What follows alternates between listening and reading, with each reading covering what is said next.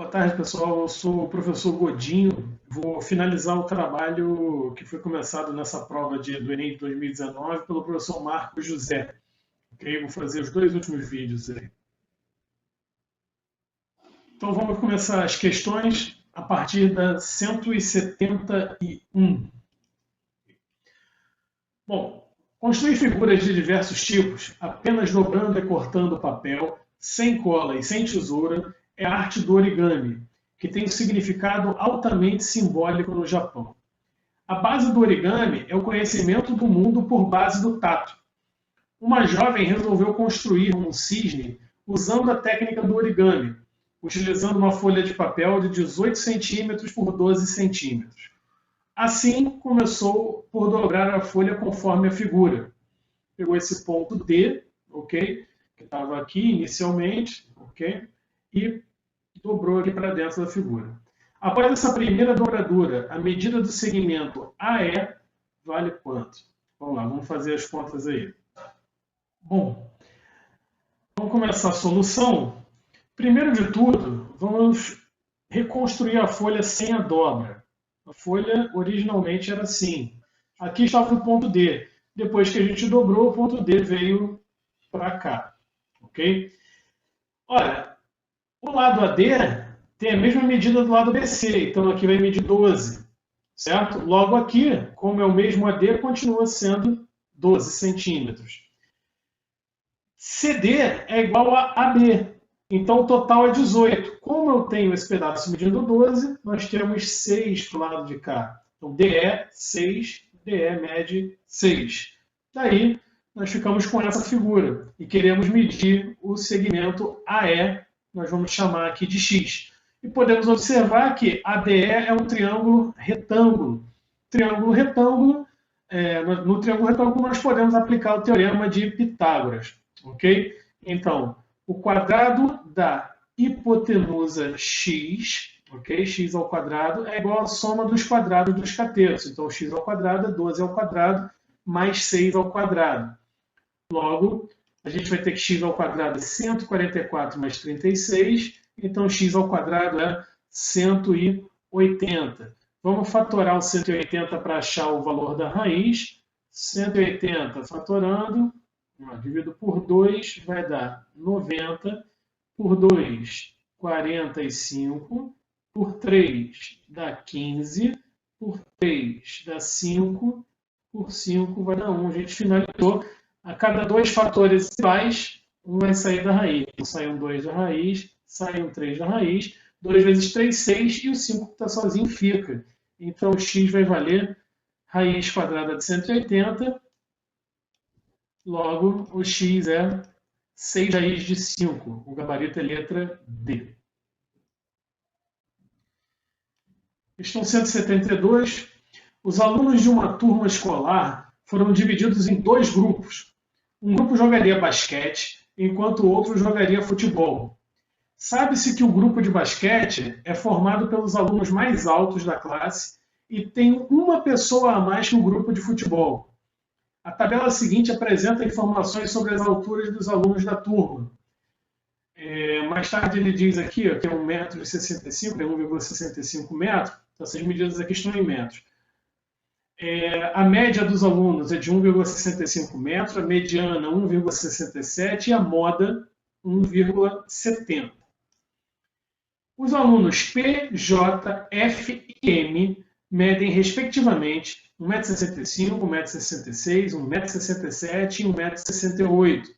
E suas alturas não são iguais a de nenhum outro colega da sala.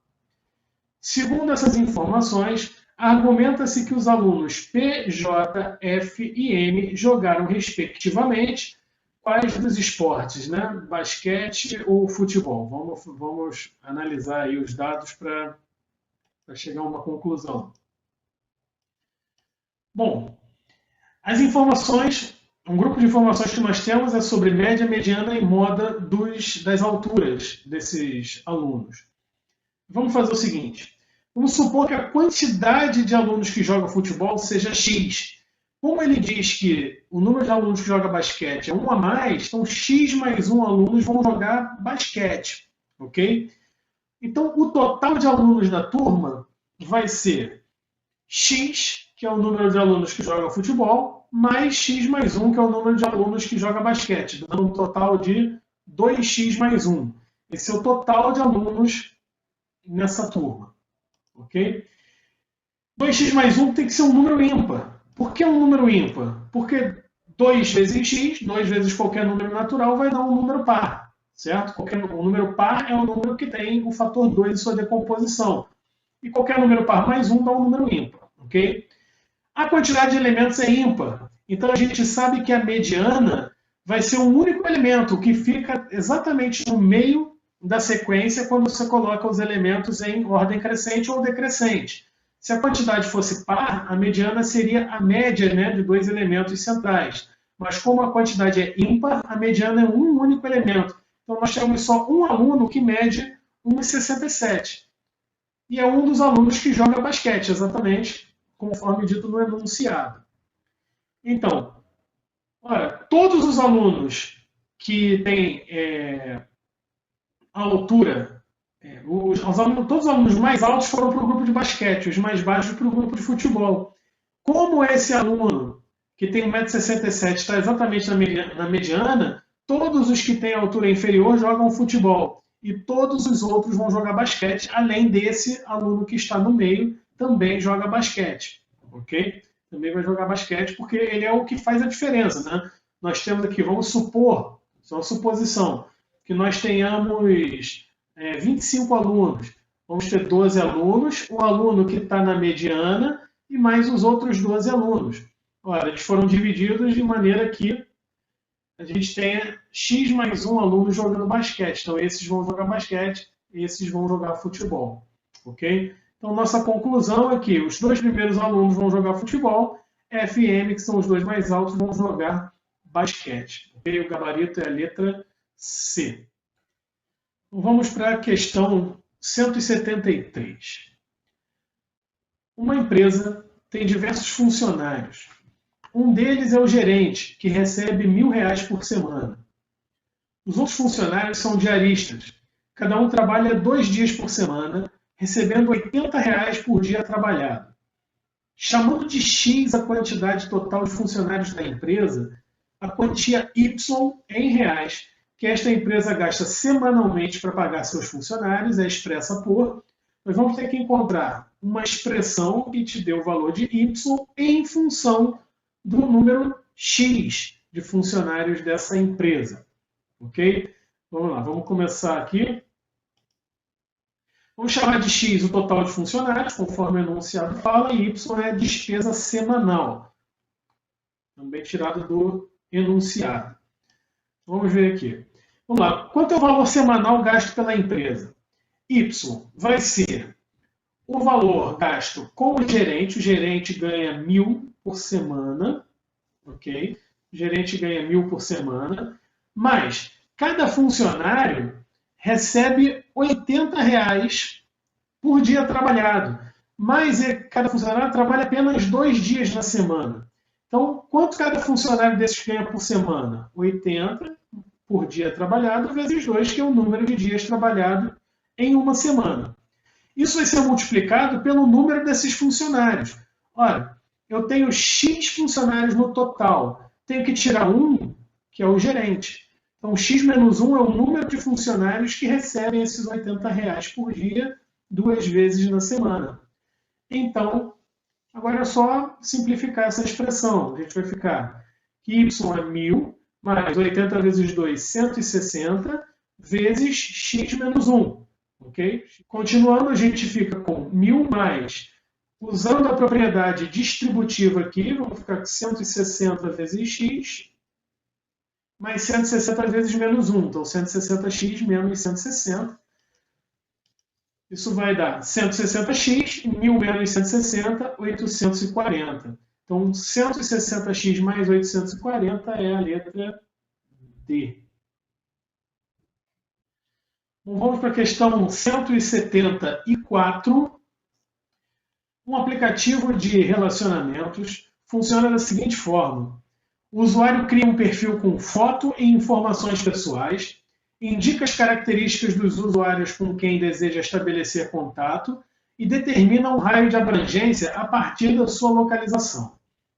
O aplicativo identifica as pessoas que se encaixam no perfil desejado e que estão a uma distância do usuário menor ou igual ao raio de abrangência. Caso dois usuários tenham perfis compatíveis e estejam numa região de abrangência comum a ambos, o aplicativo promove um contato entre os usuários, o que é chamado de match. O usuário P define um raio de abrangência com medida de 3 km e busca ampliar a possibilidade de obter um match se deslocando para a região central da cidade, que concentra um maior número de usuários.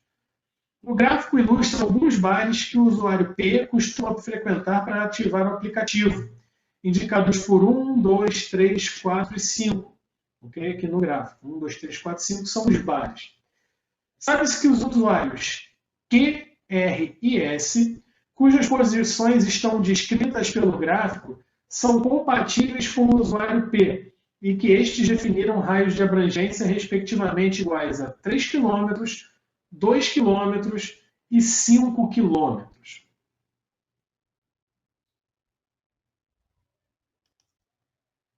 Vamos passar aí para a próxima página. Com base no gráfico e nas afirmações anteriores, em qual bar o usuário P teria a possibilidade de uns matches com os usuários Q, R e S simultaneamente? Então, o usuário P tem que conseguir estar nas imediações, dentro do raio, né, de abrangência dos usuários Q, R e S ao mesmo tempo. Okay? Bom, vamos dar uma olhada aqui no gráfico. Primeira coisa a se notar, vamos colocar aqui as abrangências de cada um dos usuários. O usuário Q colocou uma abrangência de 3 km, o usuário R 2 km e o usuário S de 5 km. Ok? 1, 2, 3, 4 e 5 são os bares. Vamos começar com o usuário R. Ele deu o menor raio de abrangência, ele é o mais restritivo de todos. Então, a gente já vai poder eliminar bastante coisa. O usuário R já está a uma distância muito grande do bar número 5 aqui, do bar 5. Então, o bar 5 não vai servir. Vamos começar com o usuário R. Ok? O usuário R. Bom, ele deu um raio de abrangência de 2 km. Ora, a gente tem aqui, ó, cada linha do quadriculado é 1 km, né? Está aqui pelo gráfico, né? Que o Y, eixos Y e X estão em quilômetros. A distância dele para o bar 1, aqui nós temos 1 km e 1 km. Então, esse cateto aqui vale raiz de 2, é a diagonal de um quadrado, né? É L raiz de 2. Então, você mede raiz de 2, que é menos de 2 km. Então, o bar 1 está na abrangência do usuário R. Já os bares 4 e 3 estão à mesma distância do usuário R. Aqui são 2 km e aqui é 1 km. Aqui também são 2 até o R e aqui 1 km. Ora, a distância de R até o bar 4, ok? E a distância de R até o bar 3 são superiores a 2 km. Claro, por quê? Nós temos aqui um cateto de medida 2, ok? E um cateto de medida 1. A hipotenusa tem que ser maior do que qualquer um dos catetos, então é maior do que 2 km. Os outros bares estão mais longe ainda do que os bares 3 e 4. Então esse bar também não serve, esse também não serve. O bar 4 foi descartado, 3 foi descartado. Apenas o bar 1, ok? Apenas o bar 1 está no raio de abrangência do usuário R. Então o R não podia ir aos bares 2, 3, 4, nem 5, porque não ia dar match com ninguém nesses bares. O R só pode dar match no bar 1. Então só resta o bar 1 como opção. Não precisa nem conferir os outros usuários. O usuário P vai ter que ir para o bar 1, porque ele é o único bar onde ele consegue dar match com o usuário R. Ok? Então o gabarito é letra A. E, finalmente, a questão 175, que é uma questão simples, de raciocínio simples, mas tem um monte de número, então você pode errar na falta de atenção, né? Um comerciante que vende somente pastel refrigerante em lata e caldo de cana em copos, fez um levantamento das vendas realizadas durante a semana. O resultado desse levantamento está apresentado no gráfico. Então, aqui vamos ver algumas informações aqui desse gráfico. Por exemplo, no domingo, olha aqui a legenda. A linha preta contínua significa venda de pastel. Então, a linha preta contínua te dá que no domingo ele vendeu 10 pastéis. No sábado ele vendeu 10 pastéis também. Ok? Aqui, na sexta-feira, a venda foi de 8 pastéis. Aqui, ó, 8 pastéis. Então, continuando com o enunciado. Ele estima que venderá, em cada dia da próxima semana, uma quantidade de refrigerante em lata igual à soma das quantidades de refrigerante em lata e caldo de cana em copos vendidas no respectivo dia da última semana. Então ele precisa vender, ele estima que vai vender a mesma quantidade de refrigerante, a quantidade de refrigerante vai ser igual à soma de refrigerante e caldo de cana da semana anterior. Quanto aos pastéis, ele estima vender a cada dia da próxima semana uma quantidade igual à quantidade de refrigerante em lata que prevê vender em tal dia. Então ele prevê que a quantidade de pastéis vai ser igual à quantidade de refrigerante em lata. Já para o número de caldo de cana em copos, estima-se que as vendas diárias serão iguais às da última semana. Segundo essas estimativas, a quantidade a mais de pastéis que esse comerciante deve vender na próxima semana é... Então, temos agora a situação colocada em uma tabela, ok? Vamos lá. Na primeira semana, as vendas. Caldo de cana no domingo. Caldo de cana, linha preta pontilhada. 4 unidades de caldo de cana no domingo. Está aqui na tabela. Na segunda-feira, entre o 2 e o 4, 3 unidades. Está aqui na tabela. E assim por diante. Na terça, 1. Na quarta, 2.